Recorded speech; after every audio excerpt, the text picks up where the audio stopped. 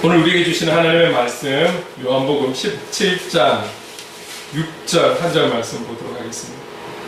요한복음 17장 6절 말씀, 제가 가진 성경 신약 177쪽에 있습니다. 우리 한 절 말씀인데 함께 분별했으면 좋겠습니다. 함께 읽어볼게요. 시작. 세상 중에서 내게 주신 사람들에게 내가 아버지의 이름을 나타내었나이다. 그들은 아버지의 것이었는데 내게 주셨으며 그들은 아버지의 말씀을 지키었나이다. 아멘. 아버지의 말씀을 지키는 자, 라는 제목으로 또 함께 말씀을 나누겠습니다. 각자에게 주시는 은혜가 있을 줄은 믿습니다. 사람이 살아가면서 이런저런 이유로 인해서 선물을 주고받는 경우들이 있습니다. 선물하면 기분 좋지 않습니까? 누구도 어떤 선물이라 할지라도 그 선물이 싫어, 기분 나빠 라고 말할 사람 없어요. 일단은 포장부터가 평소와는 다르니까 그 선물에 대한 기쁨, 선물에 대한 즐거움이 있는 것이죠. 저희 가족만 하더라도 5명이니까 각각의 생일이 되면은 크고 작고를 따라서 어쨌든 선물을 또 준비를 하는 거죠. 그리고 가족들하고 같이 집에서든 밖에서 식사를 하게 됩니다. 그래서 축하해 주는 거죠. 축복해 주는 거죠. 생일이 된 사람은 생일이 맞아서 기쁘고 또 눈에 보이는 선물을 받아서 기쁘기도 하고 그렇죠. 뿐만 아니라 또 뭐 결혼 기념일이라든지 그렇죠. 가정에 어떤 기념일이 있으면 그런 기념일들을 챙기면서 의미 있는 선물들을 매년 하고 있죠. 그리고 또 개인적으로 각자가 속한 어떤 그런 공동체, 학교, 직장, 또 이러다 보면 동료들, 친구들, 또 좀 친한 친구들 같은 경우에는 생일도 챙기고, 그렇죠. 이벤트도 하고 선물을 준비하기도 합니다. 선물을 받는 것, 줄 때도 기분 좋지만 선물 받을 때는 더 좋죠. 그래서 선물이라는 것은 참 좋은 것 같아요. 그래서 선물. 작은 것이든 어쨌든 간에 의미 있는 선물들은 참 중요합니다. 여러분들이 선물을 많이 지금까지 살아오면서 선물도 받고 선물도 많이 주셨겠지만 아마 지금까지 지내면서 받은 선물 중에 크게 기억에 남는, 크게 마음에 감동이 되었던 혹시 선물들 있으십니까? 다 물어보고 싶지만 저에게 있어서 값진 선물이 있다면 어떤 것이 있을까요? 그래도 50이 넘는 나이 동안 50년 넘게 지내면서 받은 선물이 있을 거 아닙니까? 그죠? 이런저런 선물들이 많을 거예요. 적어도 생일만 해도 50번이니까 50한두 번 이렇게 그러니까 선물을 받았을 거잖아요. 그럼 그 선물이 다 남아있을까요? 그 선물의 감동이 지금도 저한테 있을까요? 제가 여러분들에게 오늘 제 선물을 좀, 특별한 선물을 좀 보여드리려고 합니다. 이게 어떤 것이냐면, 이거예요, 이거. 이 선물. 우리가 보통 선물을 생각하면 어떤 걸 생각할 수 있을까요? 그 선물에 대해서 기대하는데, 어떤 사람들은 의미를 놓고 생각을 할 수도 있을 거예요. 근데 또 어떤 사람들은 그 선물의, 선물 자체에 대한 값어치를 놓고 판단하는 사람도 있을 거예요.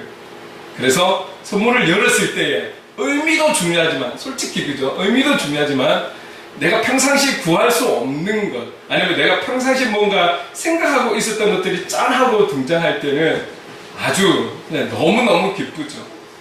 요즘은 우리 젊은 친구들은 서로 쿨하니까 아예 무엇을 요구를 하기도 하고 또 뭘 해줄까 물어보기도 하고, 그래서 이왕이면 본인이 원하는, 당사자가 원하는 것을 해주고 서로 주고받고 기분 좋게 이렇게 선물을 주고받죠. 그 선물이 어느 정도의 가치를 하느냐, 값어치를 하느냐, 이것도 참 중요한 것 같아요. 그죠? 중요한데 이렇게 살아오면서 지내다 보니까 그래도 값어치도 중요하지 않다라는 게 아니에요. 중요해요. 중요한데 어떤 의미가 부여되어 있느냐가 참 중요한 것 같아요. 지금 제가 제 손에 끼고 있는 이 반지가 지금으로 따지면 과거에 비해서 25년, 26년 전에 비해서는 값이 올랐을 거예요. 그래서 그 값어치가 그래도 이 한 돈의 값어치가 엄청난 큰 것은 아닐 수 있는 거죠. 그러나 이 얼마 되지 않은 이 반지의 가치는, 또 다른 의미의 가치는 너무너무 무엇과도 바꿀 수 없는 가치가 되는, 그렇기 때문에 올해 제가 26주년이 되는데요. 이 26년이 되는 동안 빼지 않고 있는 거예요. 빼지 않고 있는 거예요. 왜? 그 의미, 그 가치가 있기 때문에. 여러분들에게 있어서 정말 이런 어떤 의미 있는, 나름대로의 그런 가치가 있는 선물들이 또 각자가 있을 거예요. 아마 제가 뭐 다른 게 또 있었다면 다른 걸 생각했을지는 모르겠지만, 네, 지금 저에게 있어서는 가장 가치가 있는, 의미가 있는, 그리고 그 의미에 맞는 영향력을 주고 있는 선물이 지금 제가 가지고 있는 선물이기도 하죠. 자, 그런데 그럼에도 우리 젊은이들은 요즘은 하도 명품이 유행이 되고, 우리는 저희들만 해도 엄두도 안 나는 선물들을 많이 주고받는 것을 어떤 영상들이나 또 이야기를 통해서 듣습니다. 뭐 의미도 중요하지만 그럼에도 명품을 받고 싶은 사람은 누구나 다 그런 마음이 있을 것 같아요. 있는데 그럼에도 불구하고 받았을 때의 그 순간적 기쁨은 폭발적으로 클 수 있겠죠, 명품은. 그러나 의미가 있는 선물은 아마 그것이 시간이 지나면 지날수록 더 마음에 남고 감동이 되는 선물인 것 같습니다. 저는 제가 지금 가진 것을 제가 여러분들에게 소개를 했지만 또 다른 차원에서 선물을 좀 소개한다면 그것은 우리의 인생에 있어서 참 귀한 선물이 만남이라는 선물이 되지 않을까 이렇게 생각해 봅니다. 만남, 특별히 우리 자녀들도 있지만 누구를 만나느냐에 따라서 그 영향력은, 그 만남의 선물의 영향력은 엄청난 것이죠. 저희들도 이것을 우리는 하나님의 은혜라고 표현을 하는데, 이 하나님의 은혜가 사실 참 저희 자녀들을 보면서 너무 큰 선물을 받아서 여기까지 왔다, 저는 그렇게 표현을 해요. 아이들이 뭐 이렇게 사람들을 만나면 어느 학교를 다니냐, 그러면 또 전공이 뭐냐, 뭐 어떻게 공부해 왔냐, 이런 부분들을 이야기를 하게 되는데, 어제도 잠시 한 목사님이 잠시 다녀갔는데요, 그런 이야기들을 하면서 하나님 은혜다, 하나님 은혜다, 그 만남에 대한 선물을 주시면서 이 은혜를 통해서 아이들이 여기까지 왔다라는 것을 고백할 수밖에 없는 거예요. 왜냐하면 크게 인간적인 부모로서 도와주는 것이 많이 없기 때문에. 하나님의 은혜가 아니고서는 그 과정이 없었을 것이고 여기까지 오지도 못했을 거라는 것을 믿고 인정하기 때문에 그 하나님의 은혜에 대한 선물을 어제 같이 목사님과 좀 나누기도 했었습니다. 이 만남의 선물은 그 선물의 가치보다도 더 큰 영향을 준다라는 거예요. 시간을 초월해서 우리가 생각할 수 없는 영향까지도 준다라는 것이죠. 저는 이전에 한번 여러분에게 영상도 보여드렸지만 그 박철원 선생님이라는 그 장로님의 만남은 저에게 있어서는 지금의 사실 저희들의 환경이 있는 데 있어서는 하나님께서 그분을 통해서 일을 하실 정도로, 그래서 지금 저희들이 그래도 이렇게 좀 살아갈 수 있도록 이런 환경들을 주신 그런 큰 도움의 선물이 그분과의 만남이었거든요. 이미 만난 지는 오래되었지만 그 만남의 영향, 그 선물의 영향력은 수년이 지나고 시간이 오래 지나도 하나님의 인도하심 속에 저희들이 오더라는 거죠. 이런 거를 생각하면 그 가치는 너무너무 큰 것이죠. 자라는 자녀들에게 선생님, 어떤 선생님을 만나느냐, 어떤 친구들을 만나느냐, 그 만남의 선물은 정말 그들의 인생이 좌지우지 될 만큼 중요한 가치가 있는 선물이 될 것입니다. 이 선물을 위해서 부모님들은 기도해야 되는 것이죠. 저희들도 앞으로도 저희들이 어떤 만남을 위한 또 선물을 받게 될지 알 수 없기 때문에 아직도 저희들은 기도하고 있는 것처럼 자녀를 위해서 기도할 때는 이 선물을 위해서 우리는 계속해서 기도해야 되는 것이죠. 그만큼 영향을 주기 때문에 그렇습니다. 특별히 친구들과의 만남은 이루 말할 수 없을 정도로 세상 속에서도 친구 따라 강남 간다라는 그런 말이 있을 정도로 이 만남의 선물은 너무너무 중요한 것이죠. 특히 이 10대들 또 청년 때의 친구는 정말 어떤 친구의 선물을 만나느냐에 따라서 더 내가 생각한 것보다 더 선한 영향력으로, 아니면 이루 말할 수 없는 정말 큰 아픔이 되고 상처가 되는 그런 영향을 받을 수 있다는 거죠. 그만큼 이 만남이라는 선물의 영향력은 중요한 것입니다. 특별히 인생을 살아갈수록 혹 친구에 대한 이런 마음들이 좀 와닿지 않습니까? 어제 저녁을 제가 먹고 이제 일어서려고 하는데 빨리 교회 가서 준비를 해야 되는데 그 또 TV에 한 프로 노래하는 프로가 나오는데 한 사람이 이렇게 등장해서 노래를 부르는데 제목이 뭐 그대는 나의 친구 뭐 이런 친구에 대한 주제로 이야기를 하고 노래를 그 스토리가 있는 노래를 쫙 부르는데 잠시 제가 그 자리에 가만히 있어서 그 노래를 듣고 왔거든요. 근데 우리가 인생을 살아오면서 동반자도 중요하지만 또 내 주위에 어떤 지인들이 있느냐, 친구가 있느냐, 나에게 어떤 이런 만남의 선물이 있느냐 이렇게 한번 돌아보게 되는 어제 와서 또 다시 그 노래를 들으면서 그런 부분들을 생각했더랬습니다.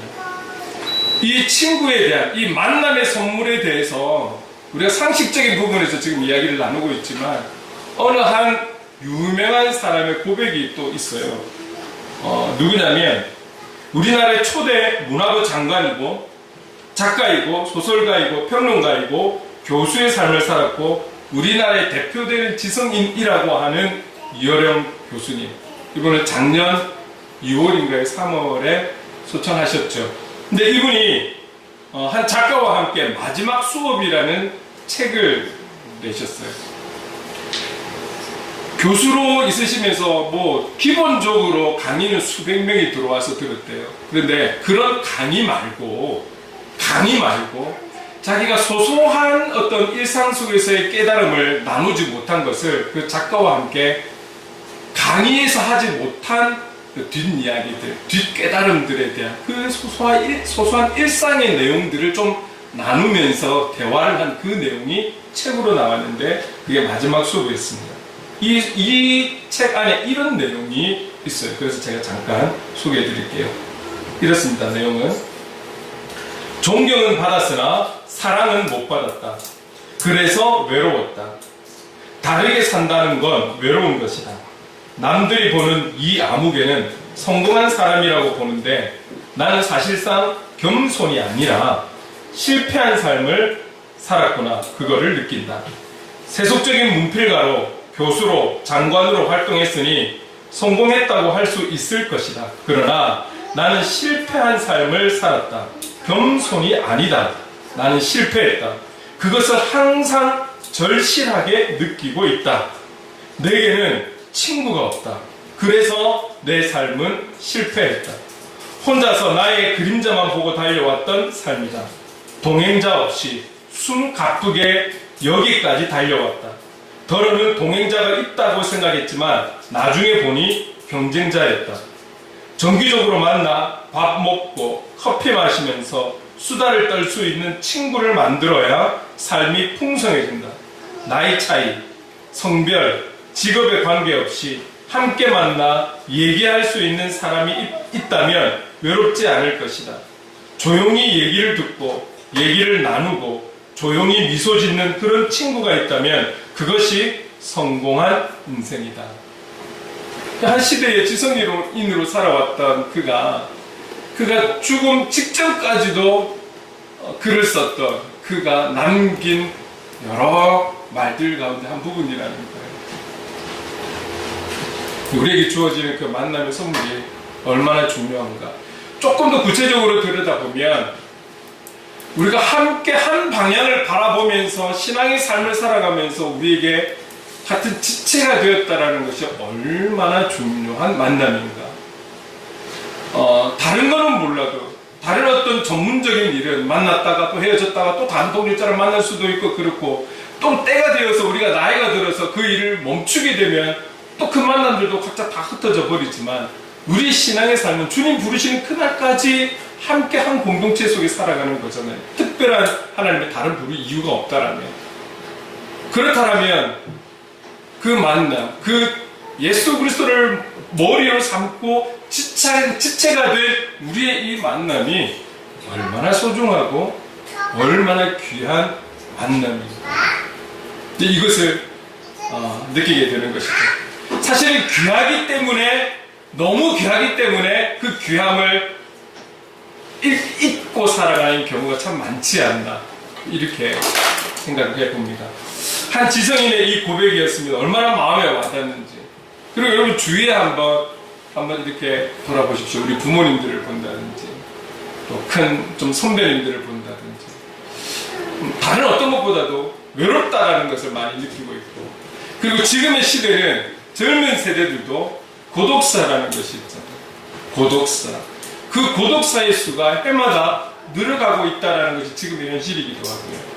이것 때문에 홀로 살고 저것 때문에 홀로 살고 이런저런 이유 때문에 혼자 지내다가 그 외로움에 지쳐 생명을 끊어버리는 이런 일들이 얼마나 많은지 모릅니다. 혹 그에게 친한 지인이라도 있었다면, 소소하게 만나서 밥을 먹고 차를 마시고 이야기 나눌 수 있는 지인이 있었다면 그들이 그런 일들이 있을 수 있었을까요? 그들 가까이에 그리스도인 청년이 한 명이라도 붙어 있었다면 또 좀 다른 인생이 시작이 되지 않았을까요? 이런 생각들을 보게 됩니다. 자, 그렇다면 오늘 본문에 나와 있는 예수님, 이 예수님에게도 이런 귀한 선물이 있다는 거예요. 많은 만남들을 해왔습니다. 가난한 자, 아픈 자, 과부, 부자, 힘 있는 자, 권력자, 힘이 없는 자, 많은 사람들을 만나왔어요. 그 만남 속에서도 주님은 선물과 같은 만남이 있었는데 그 만남이 바로 제자들과의 만남이었던 것입니다. 여러분, 오늘 본문은 17장 예수님의 기도잖아요. 18장에 가면 예수님이 이제 잡혀요. 그러면 이제 고난의 길을 가시는 거죠. 십자가를 지는 장면이 곧 나오게 될 거예요. 자, 그렇다면 우리가 인간적으로 한번 생각해 보면, 무언가 내가 몸이 안 좋아서 어떤疾病을 앓고 있어서 이제 내 생명이 얼마 남지 않았다라고 우리가 한번 가정해 봅시다. 그렇다면 그런 상황을 맞은 나의 심정은 어떨까요? 다른 사람들을 생각할 수 있는 여력이 될까요? 다른 사람들을 위해서 기도할 여력이 될까요? 어떻게 하면 내가 조금 더 살고, 어떻게 하면 내가 이것을 회복하고, 어떻게 하면 내가 치유하고, 그러면서 자신의 삶을 돌아보면서 회개하고 하나님 앞에 어쨌든 도와달라고 여기에만 집중해도 시간들이 부족할 거예요. 다른 그 어떤 만남이 오고 나를 찾는 사람이 있어도 신경이 안 쓰일 거예요. 하나님 앞에 서 있으려고 온갖 몸부림을 칠 거예요. 근데 주님은 이제 곧 그가 죽어야 된다라는, 그것을 위해 여기 왔다라는 것을 아시는 분이기 때문에 이제 곧 잡힌다라는 걸 아세요. 주님은 아버지 앞에, 하나님 아버지한테 하실 말씀이 없었을까요? 하고 싶은 말이 없었을까요? 매달리고 싶은 마음이 없었을까요? 그러나 주님은 지금 6절에 들어서 제자들을 위해서 기도하고 있는, 제자들을 위해서 기도하고 있는 내용의 시작이 바로 6절부터이거든요. 여러분, 그 어려움 속에서 가장 위기의 순간이고 위험한 순간이 될 수 있는 지금 이 어려운 때에 그 누구도 아닌 제자들을 위해서 기도한다? 이 제자들을 얼마나 사랑하시면, 이 제자들이 얼마나 예수님에게 귀하시면 지금 본인의 생명도 이제 곧 며칠 될지 모르겠지만 곧 십자가에 처형을 당해야 되는 그런 상황임을 아시면서도 제자들을 위해서 기도한다? 다른 거는 모르겠지만 이들을 특별하게 생각하고 소중하게 생각하고 큰 사랑으로 사랑하고 있다라는 것을 볼 수 있는 거예요. 예수님의 이 제자들을 향한 표현이 이렇습니다. 하나님 아버지 앞에 기도하면서 세상 중에서 내게 주신 사람들, 세상 중에서 내게 주신 사람들, 주님 앞으로 보내신 사람들이 얼마나 많을까요? 성경에 얼마나 많은 인물들이 나오고 있습니까? 아픈 자들, 또 죽은 자들. 그런데 하나님은 그들과의 만남 속에서 온갖 병자들을 낫게 하시고 죽은 자도 살리시고 먹이시고 많은 역사를 보이셨잖아요. 얼마나 기억에 남는 자들이 많을까요? 그런데 주님은 많은 보낸 자들 중에서도 이 세상 중에서 내게 주신 사람들, 이 12명의 제자들, 이 12명의 제자들을 놓고 말씀하고 있는 거예요. 왜 이들이 주님에게 이렇게 소중한 것입니까? 왜 이 12명의 제자들이, 많고 많은 사람 중에 이 12명의 제자들이 주님에게 이렇게 귀한 것입니까? 이제 곧 주님은 십자가에 못 박혀 죽으셔야 돼요.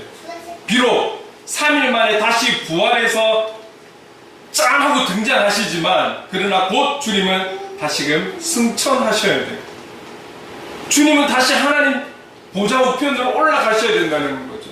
그렇다면 주님이 해오신 그 하나님의 뜻을 위한 하나님의 일들이 그러면 멈춰질 것인가? 주님은 결국 이 12명의 제자들이 남은 아버지의 뜻을 위한 그 하나님의 일들을 이루어갈 제자들이라는 거죠. 여기에 대한 소중함 그리고 귀함, 사랑을 가지고 이들을 위해서 기도하는 것입니다. 너무너무 중요한 역할이 이 제자들에게 남아있다라는 것이죠. 그래서 주님은 기도하면서 이렇게 말씀하십니다. 내가 아버지의 이름을 나타내었나이다. 나에게 보내주신 이 귀한 12명의 제자들, 이 귀한 선물들에게 주님은 내가 아버지의 이름을 그들에게 나타냈습니다 라고 표현하고 있어요. 이게 무슨 말일까요? 이 12명의 제자들에게 아버지 당신의 이름을 나타내었어요. 무엇을 함축적으로 표현하고 있는 것일까요?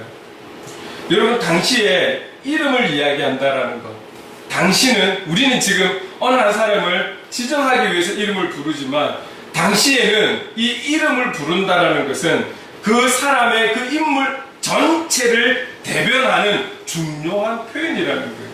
그러면 예수님께서 내가 아버지의 이름을 나타냈다라는 것은 무엇이냐면 아버지 하나님께서 갖고 있는 속성들, 품성, 인격, 능력, 사역, 은혜, 사랑, 하나님 아버지의 그 본성과 인격의 실체를 다 나타냈습니다. 이 말하고 동일한 거예요. 이것을 아버지의 이름을 나타냈습니다. 이렇게 표현하고 있는 거예요. 이 제자들에게 내가 할 수 있는 하나님 아버지에 대한 모든 것을 나는 전했습니다. 나는 나타냈습니다. 라고 표현하고 있는 거거든요. 그러고 보면 예수님의 그 많은 기적들을 가장 가까이에서 관찰했던 사람이 바로 이 12명의 제자들. 수많은 사람들 앞에서 주님께서 하나님 나라에 대해서, 하나님 아버지에 대해서 설교를 하셨고 그 수많은 사람들 중에 가장 가까이에 앉아서 말씀을 들었던 자가 아마 이 12명의 제자들일 거예요. 모든 이들이 이제는 자기 집으로 돌아가고 흩어진 상황에서도 주님은 이 제자들과 동고동락하면서 또 따로 모여서 따로 그들이 함께 모여서 하나님 나라에 대해서, 하나님 아버지에 대해서 계속 가르치셨을 거예요. 여러분, 우리가 12장, 13, 14 오면서 계속 예수님의 마지막 때가 다가오면서 계속 제자들에게 하신 말씀은 나와 아버지와의 관계에 대해서 많이 강조하고 있다는 것을 우리가 보아왔잖아요. 계속 이 자리, 주님과 만나 있는 그 자리에서 계속 하나님 아버지에 대해서, 하나님 나라에 대해서 계속해서 가르침을 주었던 것이죠.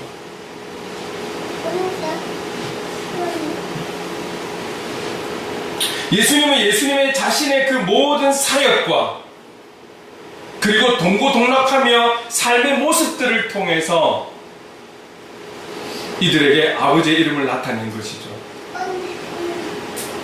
어느 수업 때가 되어서 만나서 이들을 가르친 것이 아니고 3년이라는 시간 동안 이들과 동고동락하면서 보여준 모든 것들이 하나님 아버지를 나타내었습니다. 이 말인 것이죠.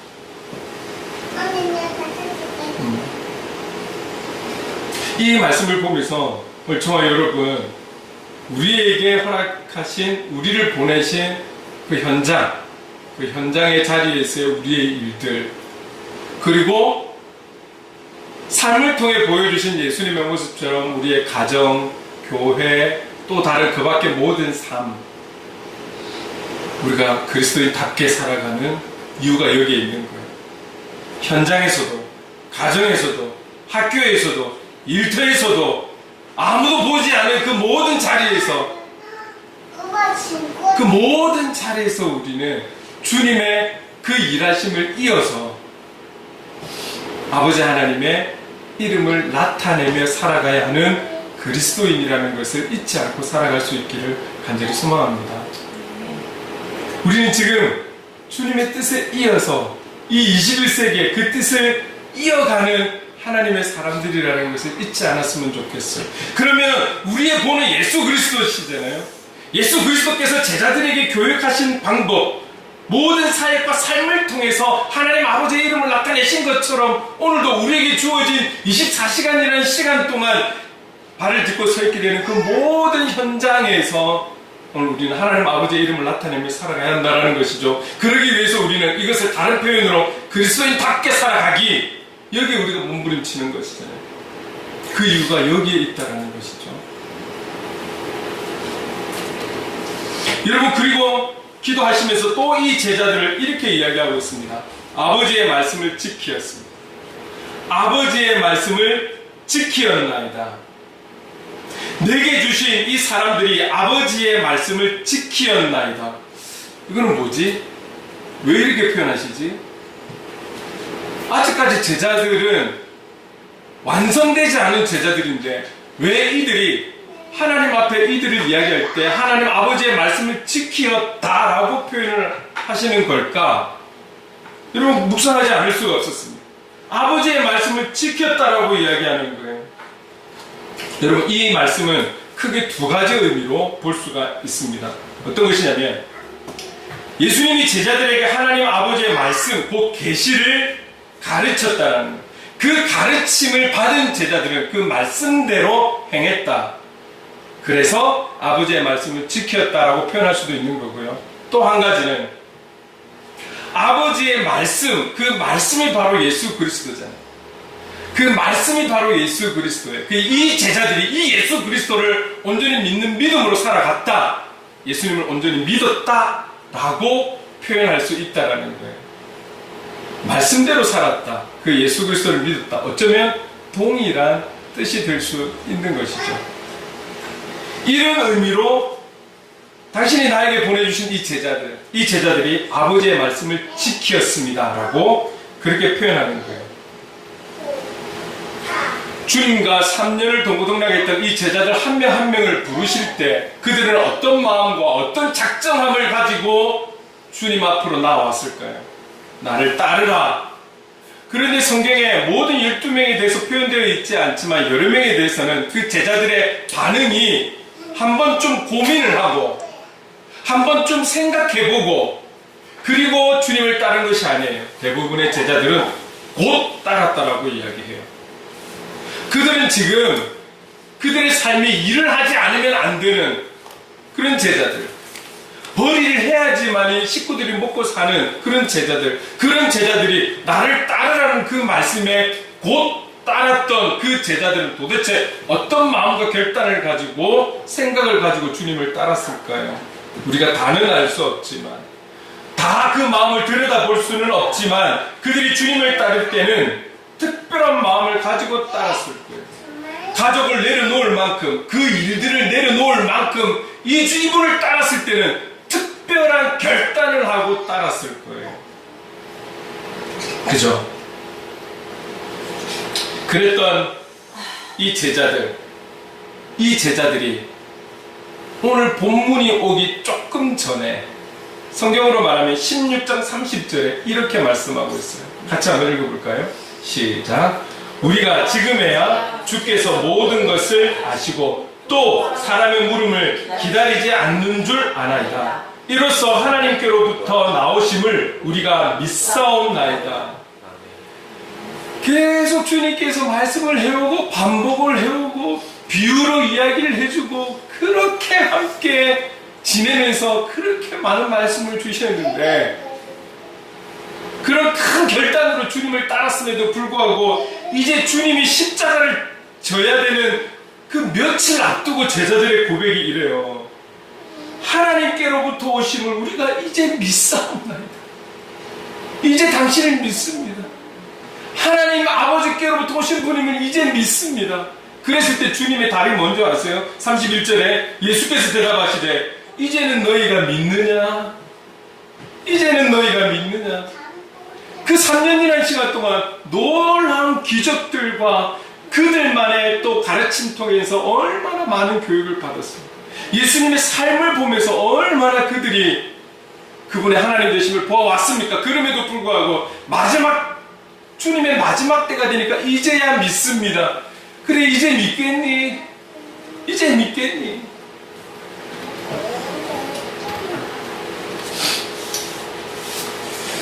근데 여러분, 이런 고백이 있고 난 조금 뒤에 그들은 예수님을 다 버리고 도망간다라는 사실도 우리는 알고 있어요. 이런 고백을 드렸음에도 불구하고 조금 있다가 주님이 가장 어려울 때에 다 제껴두고 도망가버린 어떤 제자는 저주를 해버린 그런 제자가 있다라는 것을 알아요. 우리만이 아는 걸까요? 베드로를 향해서 네가 나를 모른다고 부인할 것이다 예언까지 해주셨잖아요. 주님이 모르고 지금 모르면서 하나님 앞에 이 제자들이 아버지의 말씀을 지키었다라고 표현하시는 걸까요? 그래서 여러분, 이 제자들 12명의 마지막이 어떤지에 대해서 말씀을 드리려고 해요. 쭉 한번 찾아봤어요. 한번 들어봐 주세요. 세베대의 아들 요한의 형제 야고보, 이 야고보는 헤롯 왕에 의해서 머리가 잘려서 순교했습니다. 베드로는 소아시아에서 복음을 전하다 로마 제국에 잡힌 후에 십자가에 거꾸로 못 박혀 순교했습니다. 마태는 에티오피아에서 복음을 전하다 말뚝에 의해 땅에 박히고 머리가 잘려 순교했습니다. 알페오의 아들 야고보는 예루살렘 성전 꼭대기에서 밀려 떨어진 후에 몽둥이와 돌에 맞아 순교했습니다. 마띠아는 터키 지역에서 복음을 전하다 붙잡혀 십자가에 못 박혀 순교합니다. 안드레는 그리스에서 복음을 전하다 붙잡혀 X자형 틀에 못 박혀 순교합니다. 알페오의 아들 다데오는 페르시아 지역에서 복음을 전하다 붙잡혀 십자가에 못 박혀 순교합니다. 바돌로메는 아르메니아 지역에서 복음을 전하다 붙잡혀 살가죽이 벗겨진 후 십자가에 못 박혀 그렇게 순교합니다. 도마는 인도에서 복음을 전하다 창에 찔려 순교합니다. 빌립은 터키에서 복음을 전하다 붙잡혀 모진 채찍질을 당한 후 십자가에 못 박혀 순교합니다. 열심당원이었던 시몬은 영국에서 복음을 전하다 붙잡혀 십자가에 못 박혀 순교합니다. 요한은 에베소에서 예수님의 어머니를 모시고 복음을 전하였으며 후에 잡혀서 로마에 의해 끓는 기름 가마에까지 던져졌으나 죽지 않아서 밤모섬에 유배되어서 홀로 지내다가 그곳에서 자연사합니다. 예수님께서 지금 이 제자들을 향해 아버지의 말씀을 지켰습니다. 그런데 곧 이들이 배신할 것을 다 아시면서도 아버지의 말씀을 지킨 자들입니다 라고 했을 때 주님의 이들을 향한 시선은 곧 있을 배신에만 시선이 가 있는 것이 아니라 그들이 어떻게 인생의 마무리가 될 것인지까지도 보시고 말씀하신 거죠. 그래서 이 12명의 죽음을 보았을 때 단 한 명도 헛되이 죽은 자가 없더라는 거예요. 결국 주님의 이 말씀은 맞았던 거예요.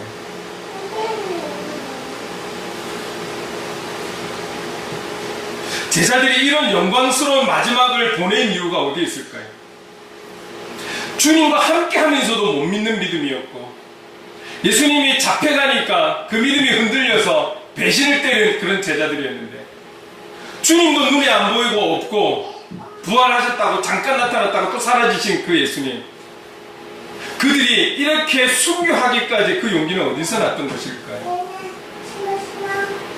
예수님이 함께하고 있을 때도 이런 용기를 내지 못했던 제자들인데 결국 우리가 알 수 있는 것은 사도행전 2장에 나와 있는 성령의 임재하심, 성령의 충만함을 받은 제자들이 그 성령의 도우심을 통해 십자가에 못 박히는, 처형되어 죽는, 복음을 위해 죽는, 하나님 나라를 위해 죽는 이 영광을 선택할 수 있었던 것으로 믿습니다. 그렇다면 주님의 시선은 이 제자들을 향해 아버지의 말씀을 지켰다고 표현할 때는 인간의 제자 한 사람 한 사람을 이야기하는 것이 아니라 연약한 제자 그 모습 하나하나를 놓고 고백하는 것이 아니라 성령님과 함께하는 제자, 그 제자를 생각하시면서 이 제자, 나에게 보내주신 이 제자들은 아버지의 말씀을 지키었습니다 라고 고백하는 것 아닐까요? 저는 이 고백을 보면서 오늘 주님께서 우리를 위해서 기도해 주시고 오늘 주님께서 저와 여러분을 위해서 아버지 하나님 앞에 표현하실 때 아버지의 말씀을 지키었습니다. 오늘 정중한 목사가, 오늘 송요한 집사가 아버지의 말씀을 지키었습니다. 이렇게 표현하지 않을까요? 우리의 어떠함을 보시고 표현하시는 것이 아니라 우리를 위해 허락하신 그 성령 하나님과 동행하는 정주관 목사, 성령 하나님의 도우심을 받는 성령한 집사, 성령 하나님의 그 인도하심을 받는 우리 성도님들, 우리 한 사람 한 사람을 향해 아버지의 말씀을 지키었습니다. 이렇게 말씀해 주시지 않을까요? 이렇게 대변해 주시지 않을까요? 이걸 생각하니 가슴이 뭉클해집니다. 우리가 무엇이 간다? 우리의 어떠함은 하나도 없잖아요. 결국 그런 우리를 통해 쓰시는 하나님 아버지의 사랑을 생각하지 않을 수가 없었던 거예요. 사람의 사랑도 우리가 다 알 수 없고 다 생각할 수 없는 부분입니다. 우리가 조금 전에 찬양하고 찬송했지만 그 하나님의 그 깊으심, 높으심 어떻게 우리가 다 이해하고 받아들일 수 있을까요? 죄인된 우리를 택하셔서 오늘이 있게 하시고 내일이 있게 하시고 우리의 마지막이 있게 하실 그 하나님은 우리를 향해서, 주님은 우리를 향해서 아버지의 말씀을 지킨 자들입니다. 성령님과 함께하는 성령님의 도우심을 통해 주어진 사명을 감당할 우리를 바라보시며 하나님 아버지께 표현해 주실 거라고 저는 그렇게 믿습니다. 이 모든 것이 저와 여러분을 향한 하나님의 주님의 크고 놀라운 사랑이지 않겠습니까? 오늘 우리에게 주신 이 사랑의 선물, 예수 그리스도, 복음, 이 선물이 우리의 현실에서 내가 필요로 하는 것을 채워줄 수 있다 없다라고 저는 말을 못하겠습니다. 사람에 따라 느끼는 것이 다르니까요. 그러나 우리가 이 선물을 잊지 않고 늘 기억하면서 이 선물의 영향을 받으면서 살아간다면 분명하게 말씀드릴 수 있는 것은 오늘 우리에게 구원이 보장이 된 줄로 믿습니다. 하나님 나라가 우리에게 보장이 될 줄로 믿습니다. 주님께서 이렇게 우리를 향해 대변해 주시는 이상 구원은 우리의 것이요 하나님 나라는 우리의 것이 될 줄로 믿습니다. 이거 외에는 우리가 구원받을 자격도 하나님 나라에 들어갈 자격이 없는 죄인이라는 것을 잊으시면 안 됩니다. 주님께서 하나님 아버지께 그들은 아버지의 말씀을 지키었나이다 라고 분명하게 말씀하시는 것처럼 오늘의 그들이 바로 저와 여러분이 되어서 끝까지 하나님의 뜻을 이루어가는 귀한 통로가 될 수 있기를 주님의 이름으로 축원합니다. 우리 그 사랑을 기억하면서 이 찬양으로 함께 하나님 앞에 영광 돌렸으면 좋겠습니다.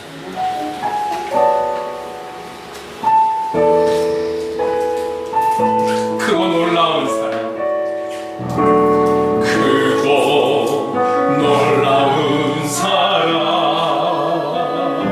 하늘 보좌 버리신 주, 그는 실로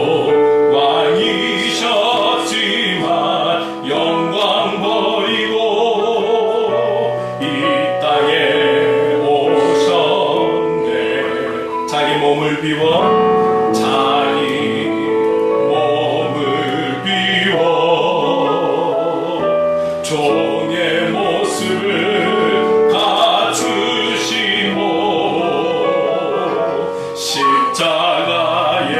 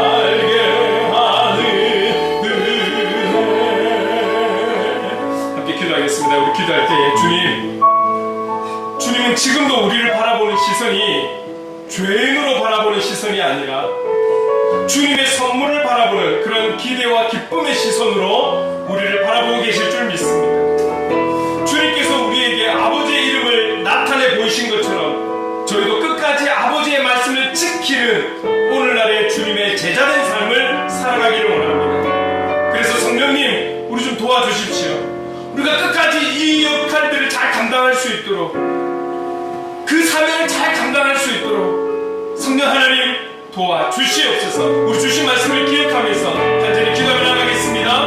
사랑하는 많으신 하나님 아버지 감사합니다.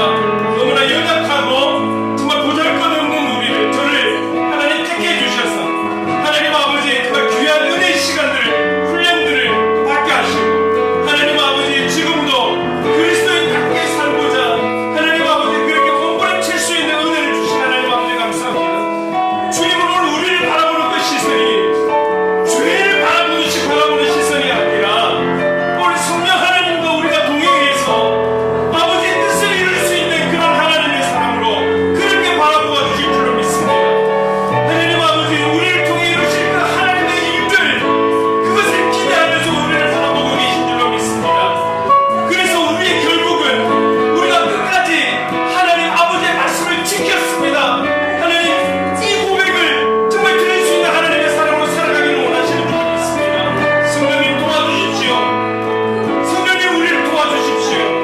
그래서 하나님 아버지 많은 갈등과 여러 가지 하나님 아버지 어려움은 있지만, 그럼에도 그렇기 때문에 우리가 성령의 도우심을 통해 몸부림치며 말씀대로 살아갈 수 있는, 예수 그리스도를 믿는 믿음으로 살아갈 수 있는 하나님 아버지 그런 우리가 되어서 하나님 아버지께 영광된 삶을 살아갈 수 있도록 주님 인도해 주시옵소서. 주님 감사합니다. 우리를 향해 그런 시선, 사랑의 시선으로 도와주시고, 우리 연약함을 아시는 주님께서 그 모든 것을 채워주셔서 하나님 앞에 인정받는 하나님의 사람으로 저희들을 그렇게 하나님 세워주실 것에 감사를 드립니다. 하나님의 그 크신 사랑을 잊지 않고 그 크신 사랑을 찬양하며 살아갈 수 있는 그리스도인의 삶이 될 수 있기를 간절히 소망합니다. 그래서 성령님 우리를 도와주시옵소서. 우리를 긍휼히 여겨주시옵소서. 주님, 끝까지 그 뜻을 이뤄갈 수 있는 하나님의 축복의 통로가 될 수 있도록 주님 인도해 주시옵소서. 사랑해 주님 감사합니다. 주님은 우리에게 가르침의 모범, 삶의 모범이 되셔 아버지의 이름을 나타내 보이셨습니다.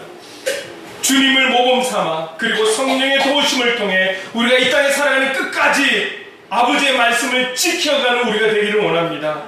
죄인된 우리를 포기하지 않으시고 끝까지 놀라운 주님의 사랑으로, 그 사랑의 시선으로 우리를 살펴주실 줄 믿습니다. 그 모든 사랑에 감사드리며 예수님의 이름으로 기도드립니다. 아멘. 우리 다 함께 자리에 일어나서 감사 찬양하시겠습니다. 오늘 숨을 쉬는 것, 오늘 숨을 쉬는 것 감사. 나를 구원하신 것 감사. 내 뜻대로 안 돼도 주가 인도하신 것, 모든 것 감사. 내게 주신 모든